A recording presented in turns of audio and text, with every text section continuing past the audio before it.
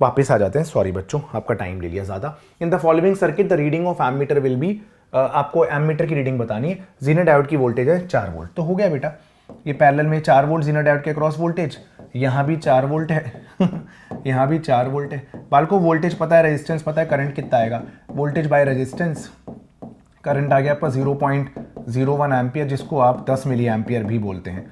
उम्मीद है बच्चों, है ना, आसान सवाल, बहुत आसान सवाल, 10 मिली एम्पियर आपका आंसर रहेगा बालकों। आइए अगला सवाल देखते हैं। ठीक है, क्विकली हमें क्वेश्चंस कवर अप करने हैं। चलिए आइए, थ्योरेटिकल क्वेश्चन है, स्टेटमेंट बेस्ड क्वेश्चन नकली लगते हैं, बट स्टेटमेंट बेस्ड क्वेश्चन में बच्चों को दिक्कत तो आती ही है, क्योंकि कौन सी स्टेटमेंट सही है इसको देखना थोड़ा मुश्किल हो जाता है। एक एन टाइप सेमीकंडक्टर मान लीजिए, NeNH, उसमें इलेक्ट्रॉन और होल्स की डेंसिटी है, तो याद रखिए एन टाइप सेमीकंडक्टर में इलेक्ट्रॉन्स ज़्यादा होंगे होल्स से, लेकिन Ni का स्क्वायर हमेशा Ne/NH के बराबर होता है, इसको लॉ ऑफ मास एक्शन कहते हैं। ठीक है, होल्स आर माइनॉरिटी कैरियर्स, तो ये बात तो बिल्कुल सही है, एन टाइप सेमीकंडक्टर में होल्स माइनॉरिटी कैरियर है, तो ये सब में सही है, चलाक है ये भी। ठीक है, the dopant and pentavalent atom, सही बात है, N type semiconductor is obtain जब आप प्योर सेमीकंडक्टर को ग्रुप 15 एलिमेंट से डोप करते हैं, बिल्कुल सही है, ये भी सही है। चलिए फिर ये गलत हो गया, ये गलत हो गया, बस अब हमें सी और ई में देखना है। अब जब सी गलत, इन्होंने सी यहाँ पर, अच्छा, ये भी हो सकता है, सी Ne/NH Ni के स्क्वायर के बराबर नहीं होता, तो सी गलत है बच्चों, सी गलत है, तो यहाँ पर ABE आ गया, पढ़ने की जरूरत नहीं है ई, चलिए पढ़ लीजिए। The holes are not generated due to the donors, तो ये बात तो सही है, क्योंकि डोनर एटम की वजह से एक्स्ट्रा होल नहीं आता, एक्स्ट्रा इलेक्ट्रॉन आता है।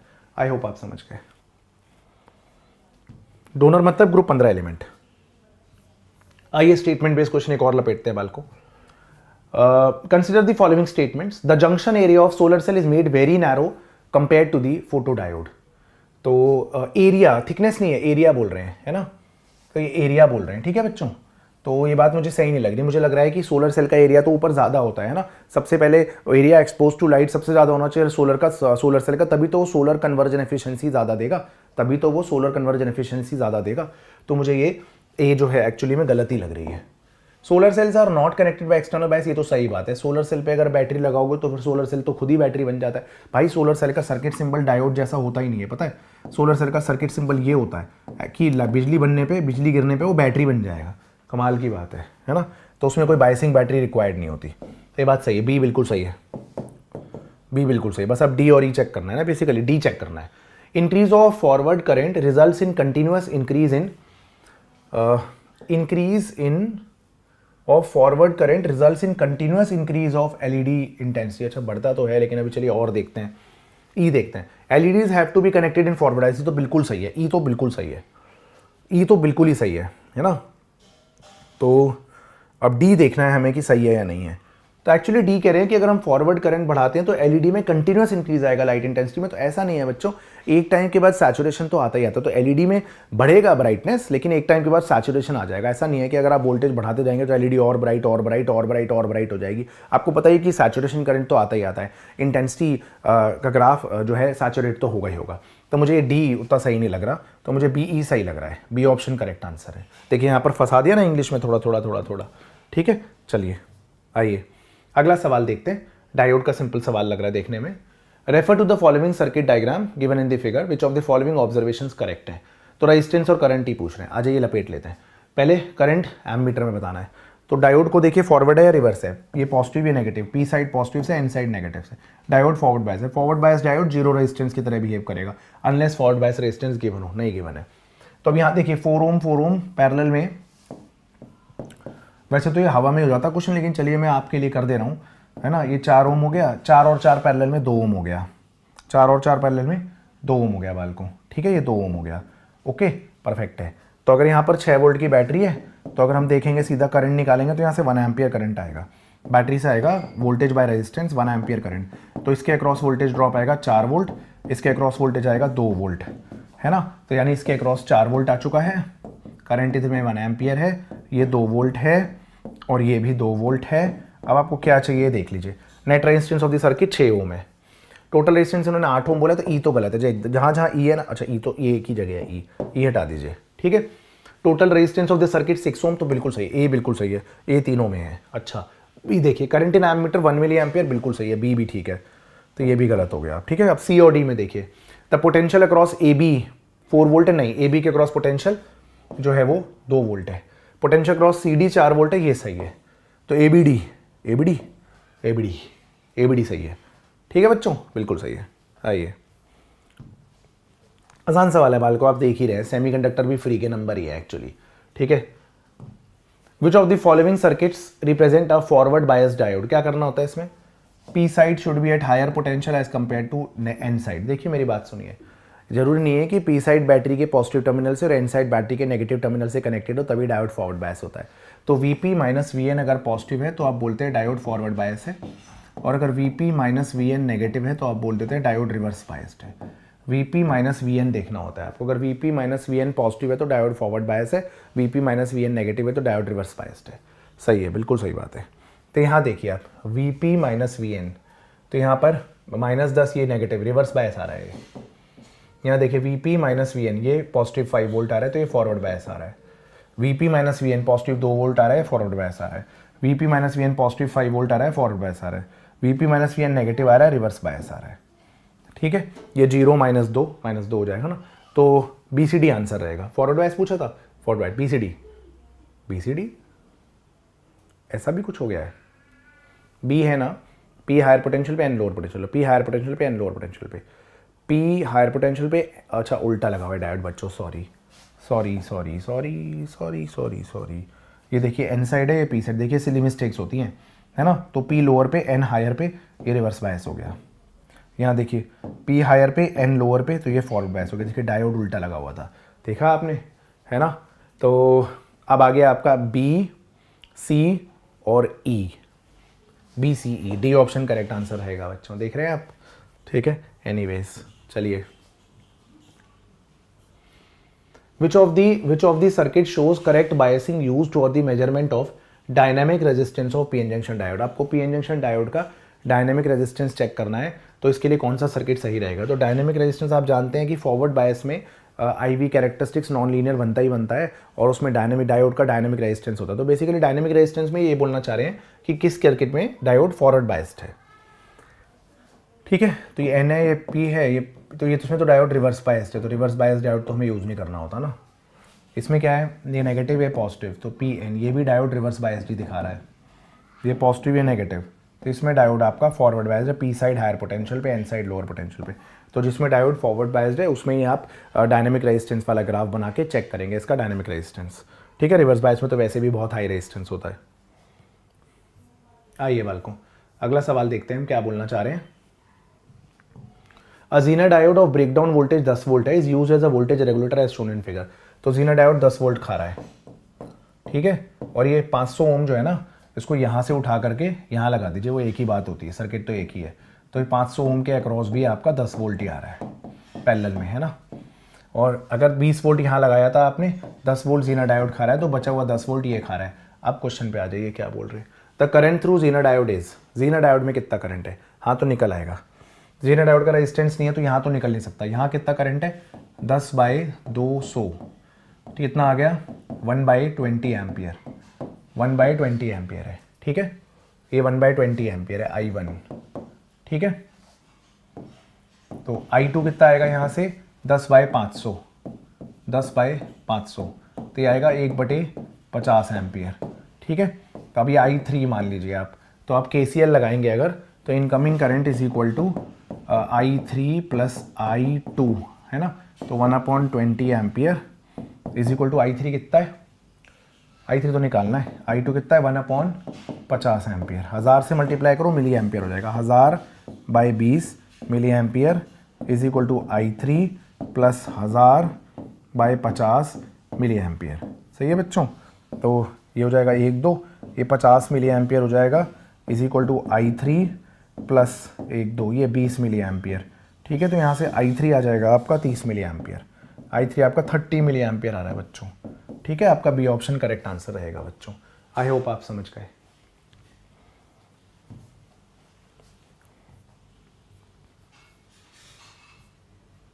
आइए बच्चों अगला सवाल देखते हैं। देखिए अगला सवाल क्या पूछ रहा है, in the given circuit the current I through the battery, battery से करंट बताना है। तो डायोड देखिए कौन सा फॉरवर्ड है कौन सा रिवर्स है। ये पी है, ये P side positive N side negative, P side positive N side negative. तो ये डायोड तो है फॉरवर्ड बायस और ये डायोड क्या है, रिवर्स बायस्ड। सही है, और ये डायोड क्या है, PN, ये फॉरवर्ड बायस्ड है। तो forward biased diode zero resistance offer करेगा, reverse biased diode infinite opposition offer करेगा।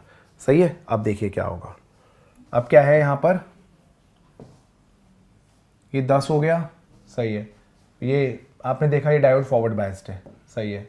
तो फॉरवर्ड बायस्ड रेजिस्टेंस डायोड तो जीरो रेजिस्टेंस ऑफर कर रहा है। ये रिवर्स बायस्ड है तो इस सर्किट की ब्रांच ही हट जाएगी यहाँ से। ठीक है। ये 10 ohm reverse biased diode infinite opposition offer करेगा। यहाँ पर फिर से फॉरवर्ड बायस्ड डायोड हो तो यहाँ 10 ओम फिर से लग गया, ये आपकी बैटरी लग गई। ओके बच्चों, सही है, बिल्कुल 10 वोल्ट की बैटरी है। अब 10 और 10 सीरीज़ में 20 ओम हो जाएगा। ठीक है। फिर ये 20 ओम हो गया, 20 ओम के बाद ये 10 ओम हो गया, और ये आपकी बैटरी तो लगी हुई है यहाँ पर 10 वोल्ट की। ठीक है। अब आप नेट रेजिस्टेंस निकालेंगे तो 20 और 10 पैरेलल में हो जाएगा। तो 20 × 10 अपॉन 20 + 10, तो ये आ जाएगा 200/30, यानी 20/3 ओम। रेजिस्टेंस आ गया 20/3 ओम। अब अगर 20/3 ओम आ गया तो करंट कितना आएगा, वोल्टेज बाय रेजिस्टेंस 20/3। तो यहाँ से करंट आ गया आपका 1.5 एम्पियर। डी ऑप्शन आपका करेक्ट आंसर रहेगा बच्चों। ठीक है। देखिए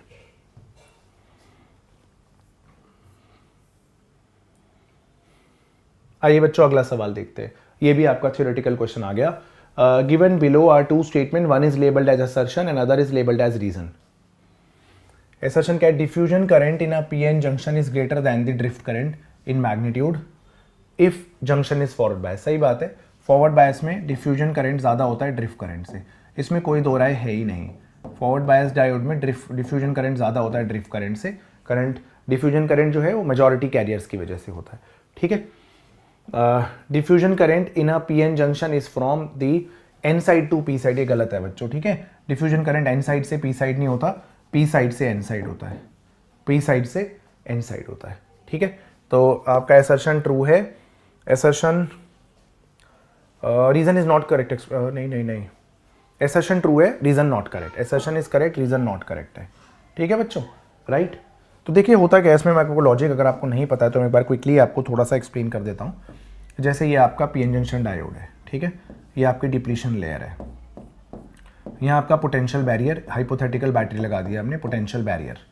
ये आपका पी साइड है, ये आपका एन साइड है, इसमें कोई दो राय नहीं है। पी साइड में मेजॉरिटी में होल्स होते हैं। ठीक है। और एन साइड में मेजॉरिटी में इलेक्ट्रॉन्स होते हैं, एन साइड में मेजॉरिटी में इलेक्ट्रॉन्स होते हैं। ठीक है। तो पी साइड में माइनॉरिटी में इलेक्ट्रॉन्स हैं और इधर माइनॉरिटी में होल्स हैं। तो अगर आपने ना यहाँ पर बैटरी का पॉजिटिव टर्मिनल लगा दिया, यहाँ पर बैटरी का नेगेटिव टर्मिनल कनेक्ट कर दिया, तो जो होल्स यहाँ पर क्रॉस नहीं कर पा रहे थे डिप्लीशन लेयर एनर्जी कम होने की वजह से, वो भी क्रॉस करने लगेंगे और इधर के इलेक्ट्रॉन्स भी क्रॉस करने लगेंगे। इसकी वजह से डिफ्यूजन करंट क्रिएट होता है और जिधर को होल जाता है उधर को ही करंट लेंगे आप। ठीक है। तो इसलिए ये डिफ्यूजन करंट पी से एन की ओर होता है। ठीक है बच्चों।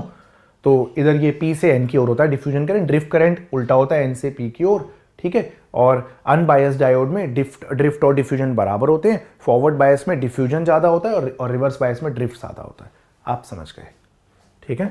चलिए मैंने थोड़ा प्रिसाइजली समझा दिया। और अगर आपको जाहिर सी बात है, अगर आपको ड्रिफ्ट और डिफ्यूजन करें, मैंने क्यों प्रिसाइजली समझाया सर इस क्वेश्चन में, तो आप अच्छे से 5 मिनट एक्सप्लेन कर सकते थे कि जब पी टाइप और एन टाइप को हीट किया जाएगा, डिप्लीशन लेयर कैसे बनती है, ड्रिफ्ट करंट क्या होता है, डिफ्यूजन करंट क्या होता है। तो बच्चों ये मैंने आपको ऑलरेडी एक्सप्लेन कर दिया है। आप सेमीकंडक्टर वन शॉट में जा करके ए से लेकर के जेड तक के सेमीकंडक्टर का सारे कॉन्सेप्ट पढ़ सकते हैं। डिप्लीशन लेयर की फॉर्मेशन, ड्रिफ्ट करंट क्या होता है, डिफ्यूजन करंट क्या होता है, इसकी पूरी डिटेल आपको विश्वास सीरीज में सेमीकंडक्टर वन शॉट हमने ऑलरेडी डाल रखा है चैनल पे। ठीक है। एक और बात है, आप जो ये क्वेश्चंस कर रहे हैं इसका प्रिंटेबल फॉर्म में पीडीएफ, सारे क्वेश्चंस एक साथ लास्ट शीट पे आंसर विद हमारी इस वीडियो का क्यूआर कोड आपको मेरे टेलीग्राम चैनल में मिल जाता है, जिसका नाम है फिजिक्स विद अंकुर सर।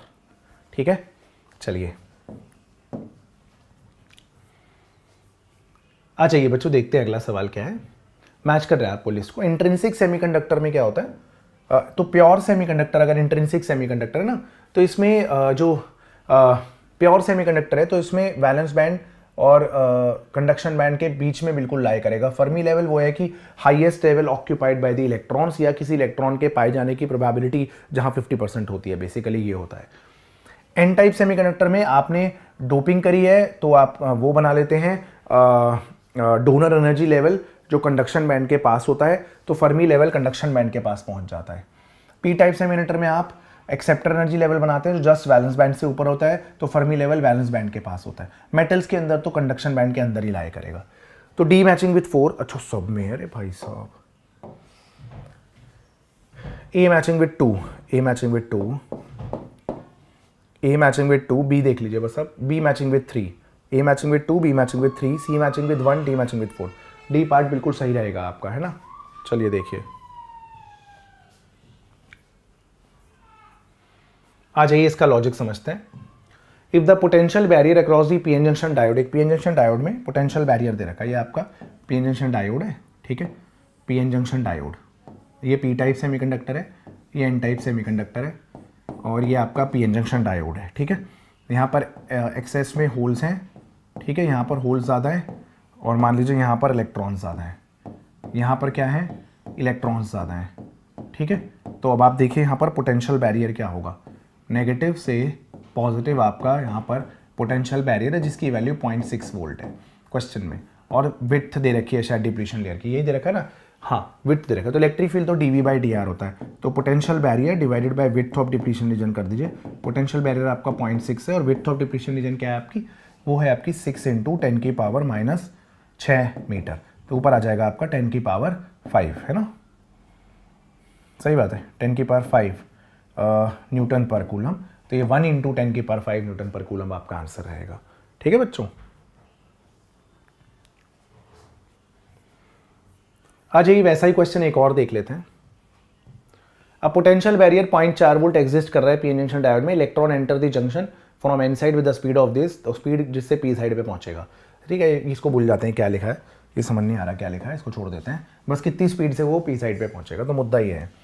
तो होता क्या है एक्चुअली में, होता ये है कि जब हम पी टाइप सेमीकंडक्टर को एन टाइप सेमीकंडक्टर और पी टाइप सेमीकंडक्टर के थिन वेफर्स को एक दूसरे पे रख के हीट करते हैं, तो पी साइड से होल्स एन साइड पे जाते हैं। आइडियली तो क्या होता है, एन साइड के इलेक्ट्रॉन्स पी साइड आते हैं और तो एन साइड में इलेक्ट्रॉन्स होल्स क्रिएट हो जाते हैं। फिर से चलिए हम ऐसे ही समझते हैं, जब पी टाइप और एन टाइप सेमीकंडक्टर के थिन वेफर्स को हीट करते हैं तो पी साइड से होल्स एन साइड पे जाते हैं। कैसे जाते हैं आप समझ गए, एन साइड के इलेक्ट्रॉन्स पी साइड में आते हैं और बीच में एक रीजन बन जाती है जिसमें इमोबाइल चार्ज कैरियर्स होते हैं, जिसको हम डिप्लीशन रीजन कहते हैं, जैसे जैसे ये डिप्लीशन रीजन क्रिएट होती जाती है ना,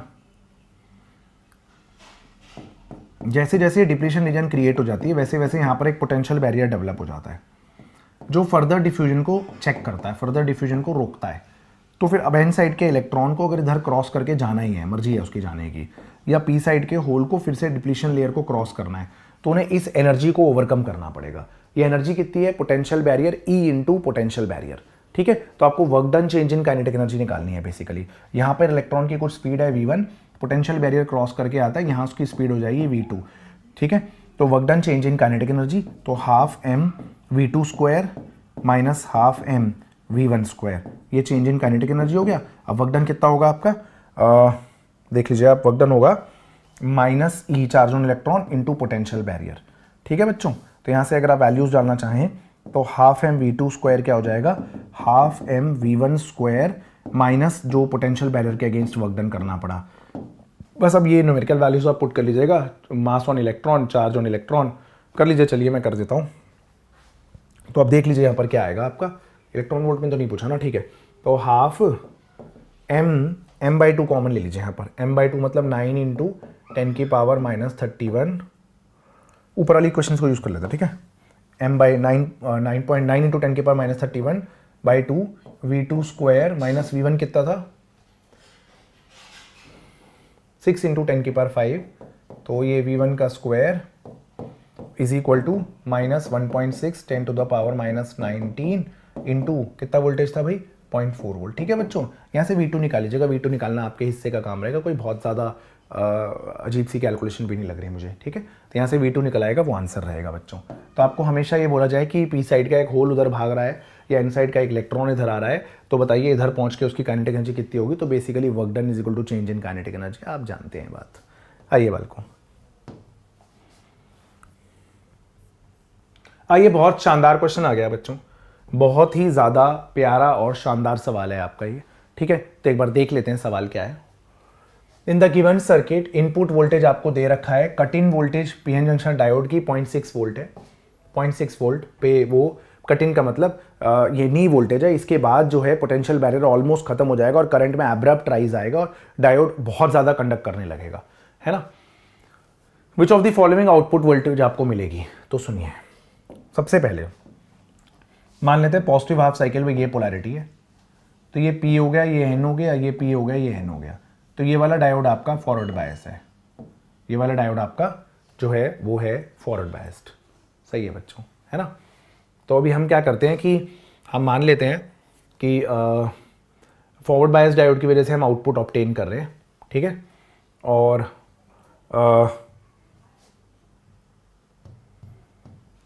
रिवर्स बायस डायोड जो है वो बहुत हाई रेजिस्टेंस ऑफर कर रहा है, ठीक है।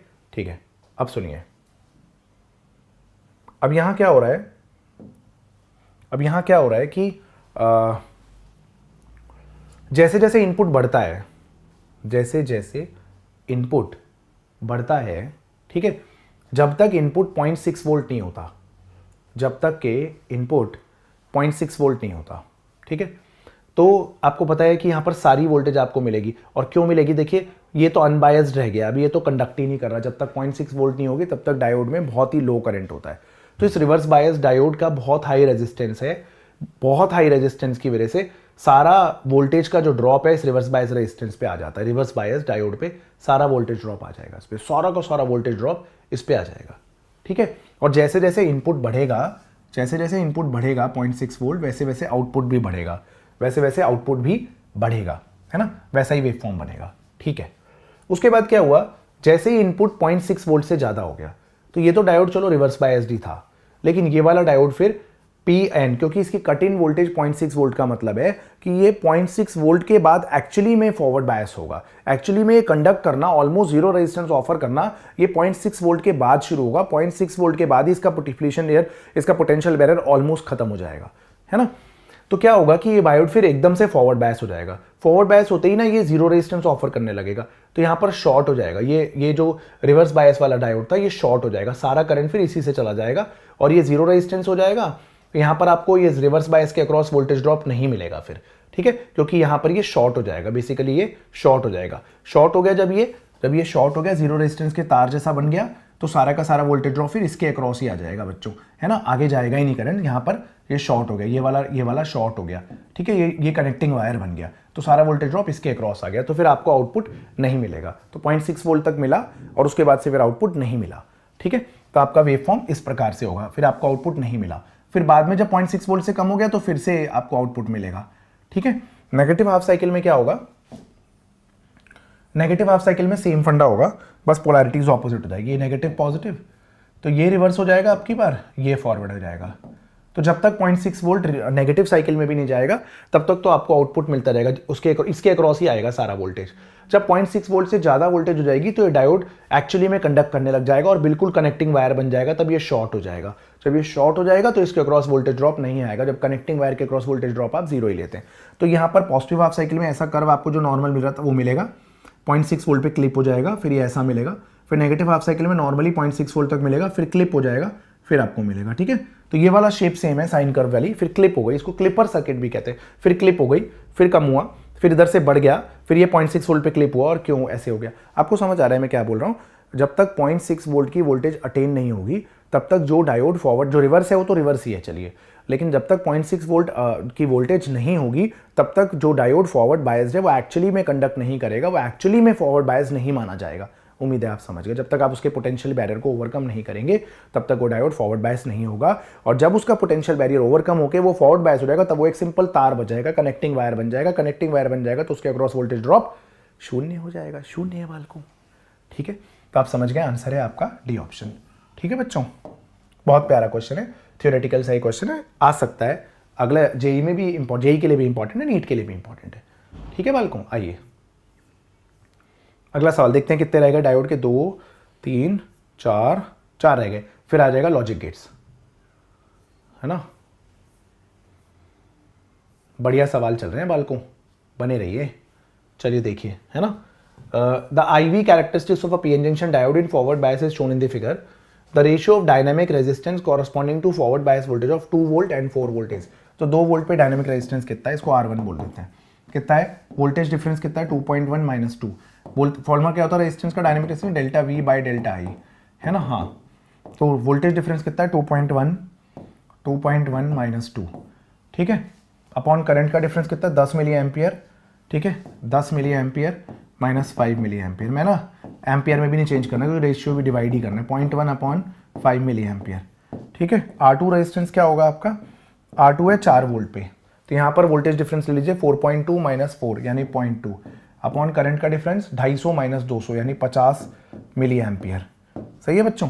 अब 2 वोल्ट बाय 4 वोल्ट डिवाइड करना है, तो 2 वोल्ट बाय 4 वोल्ट, तो 0.1 बाय 5 मिली एम्पियर 0.2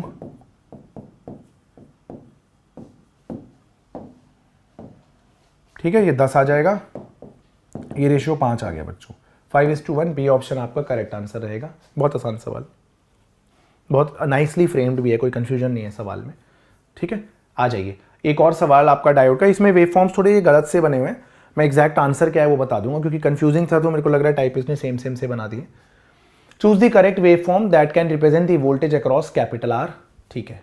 अब सुनिए, ये डायोड है, ये पी साइड है और ये एन साइड है, और ये 3 वोल्ट पे एन साइड। बेसिकली हम अगर इसको अर्थिंग कर लेना, इस पॉइंट को अर्थिंग कर लेते हैं, तो ये है आपका 3 वोल्ट पे पॉइंट, है ना, इसको हम 3 वोल्ट मान लेते हैं, अभी के लिए हम 3 वोल्ट ही मान लेते हैं, ठीक है। अगर ये 3 वोल्ट है तो जब तक इनपुट, ये भी 0 वोल्ट है, जब तक इनपुट लेस देन 3 वोल्ट रहता है, देखिए केस 1 है, अगर इनपुट आपका 3 वोल्ट से कम है, अगर आपका इनपुट 3 वोल्ट से कम है, तो हम एग्जाम्पल के तौर पे इस इनपुट को 2 वोल्ट ले लेते हैं। अगर इनपुट 2 वोल्ट है तो डायोड फॉरवर्ड बायस्ड है, रिवर्स बायस्ड है, इतना देख लीजिए। तो ये डायोड जो है आपका ये पी साइड लोअर पोटेंशियल पे, एन साइड हायर पोटेंशियल पे, पी साइड लोअर पे, एन साइड हायर पोटेंशियल पे, तो डायोड आपका रिवर्स बायस्ड है, डायोड आपका रिवर्स बायस्ड है। और आपको आउटपुट किसके अक्रॉस लेना है, कैपिटल आर के अक्रॉस, इसके अक्रॉस आउटपुट लेना है आपको कैपिटल आर के अक्रॉस आउटपुट लेना है, ओके, सही बात है। तो जब डायोड रिवर्स बायस्ड है तो रिवर्स बायस्ड डायोड बेरहमी से रेजिस्टेंस ऑफर करेगा, बहुत हाई रेजिस्टेंस ऑफर करेगा, इस वजह से सारा वोल्टेज यही खा जाएगा, कैपिटल आर को वोल्टेज मिलेगा ही नहीं, तो यहां पर आउटपुट 0 रहेगा, आउटपुट 0 वोल्ट रहेगा जब तक इनपुट 3 वोल्ट नहीं हो जाता। इनफैक्ट 3 वोल्ट तक भी अनबायस्ड ही रहेगा, मतलब दोनों साइड सेम ही रहेगा, तब तक आपको 0 वोल्ट मिलेगा, ठीक है। 3.00001 जस्ट जरा से ज्यादा पे अगर इनपुट आपका 3 वोल्ट से ज्यादा हो गया, अगर इनपुट आपका 3 वोल्ट से ज्यादा हो गया, ठीक है, इनपुट आपका 3 वोल्ट से ज़्यादा हो गया, तो मान लीजिए 4 वोल्ट हो गया मान लीजिए, तो ये डायोड फॉरवर्ड बायस हो जाएगा। अब डायोड अगर फॉरवर्ड बायस हो जाएगा तो ideally forward bias diode 0 resistance offer करेगा। जब ये 0 रेजिस्टेंस ऑफर करेगा तो सारा वोल्टेज फिर कैपिटल आर को ही मिलेगा, तो आउटपुट आपको मिलेगा। तो जब तक 3 वोल्ट नहीं होता इनपुट तब तक तो आउटपुट मिलेगा नहीं। तो यहाँ पर ना मैं बना देता हूँ आपके लिए डायग्राम, कुछ इस प्रकार से डायग्राम आएगा ये, कि जब तक 3 वोल्ट नहीं हुआ तब तक आउटपुट नहीं मिलेगा, डॉटेड लाइन बनाइए, यहाँ पर आउटपुट नहीं मिला। फिर ग्रीन कलर का जो मैं बना रहा हूँ वो आउटपुट मिल रहा है, 3 वोल्ट से ज़्यादा पे आउटपुट मिल रहा है। फिर जैसे ही इनपुट 3 वोल्ट से कम हुआ आउटपुट मिलना बंद हो गया, ठीक है। फिर यहाँ पर डॉटेड लाइन बना रहा हूँ येलो कलर की, डॉटेड लाइन्स हैं, ग्रीन वाला पार्ट आउटपुट है, येलो वाला पार्ट आउटपुट नहीं है, ठीक है बच्चों। अच्छा, अब दूसरी हाफ साइकिल में देखते हैं नेगेटिव हाफ साइकिल में क्या हो रहा है। नेगेटिव हाफ साइकिल में तो बिल्कुल पोलैरिटी ऑपोजिट हो जाएगी, ये नेगेटिव हो जाएगा, ये पॉजिटिव हो जाएगा। तो अगर आप ये -1 लें, -2 लें, -3 लें, -4 लें, ये डायोड मेरे को लग रहा है हमेशा ही रिवर्स बायस्ड है ना, ये हमेशा ही रिवर्स बायस्ड रहेगा डायोड। अब हमेशा ही रिवर्स बायस्ड रहेगा तो हमेशा ये सारी वोल्टेज खा जाएगा, तो हमेशा ही खा जाएगा तो कैपिटल आर के अक्रॉस आउटपुट नहीं आएगा, तो इस पूरे पार्ट में आउटपुट मिसिंग होगा। ये येलो वाला पार्ट डॉटेड बना रहा हूँ, ये पूरे पार्ट में आउटपुट मिसिंग होगा यहाँ तक, ठीक है, ये पूरे पार्ट में यहाँ तक आउटपुट मिसिंग होगा, यहाँ तक पूरा। फिर जैसे ही 3 वोल्ट से ज़्यादा वोल्टेज हो जाएगी तो फिर से आपको आउटपुट मिलने लगेगा, तो फिर से आपका ग्राफ ऐसा, ये ग्रीन वाला पार्ट आपका आउटपुट है, येलो वाला पार्ट का मतलब है आउटपुट नहीं है बच्चों। तो ये आपको 3 वोल्ट से ऊपर ऊपर का मिल रहा है, ठीक है, और उससे नीचे वाला येलो वाला पार्ट पे आउटपुट नहीं मिल रहा। तो आंसर ये है। अब डायग्राम थोड़ा एक्यूरेट नहीं बनाता बच्चों, है ना, आप समझ सकते हैं मैं क्या बोलना चाह रहा हूँ, राइट। चलिए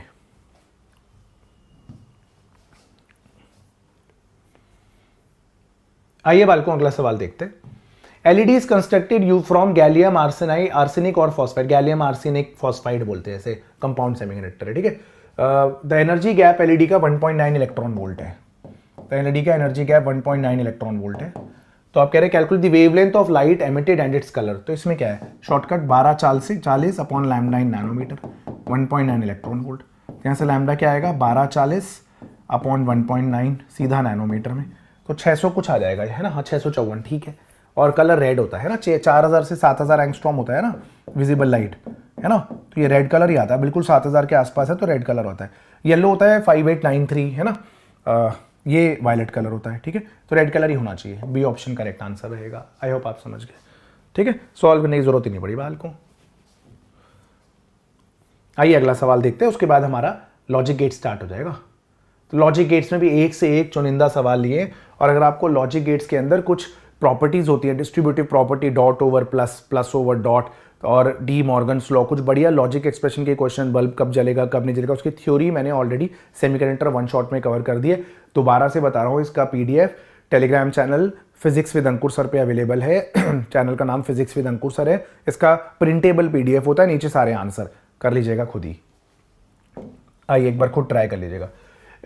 इन connection with the electric with the circuit below, the value of current flowing through 2 kilo ohm resistances, 2 kilo ohm resistance में कितना करंट है। अच्छा डायोड की, अरे जीना डायोड की वोल्टेज 5 वोल्ट है, तो ये तो पैरेलल में यहाँ भी 5 वोल्ट हो गया। इसमें क्या पूछा है भाई, करंट आ गया लो, मतलब उल्टा होगा, चलो ठीक है। करंट आ गया लो, V/R 5/2000 एम्पियर, लो भाई लो 5/2000 एम्पियर। अगर 10 की पावर 4 में पूछा है, इंटू 10 की पावर 4 इंटू 10 की पावर -4, ये हो गया आपका 2000, 1 2 3 10, तो 25 आ रहा है ना। हाँ 25 इंटू 10 की पावर -4 एम्पियर आंसर रहेगा। निकाल लीजिएगा न्यूमेरिकल वैल्यू बच्चों। आई होप आप समझ गए। ये था हमारा सेमीकंडक्टर का पहला पूरा पार्ट। इसके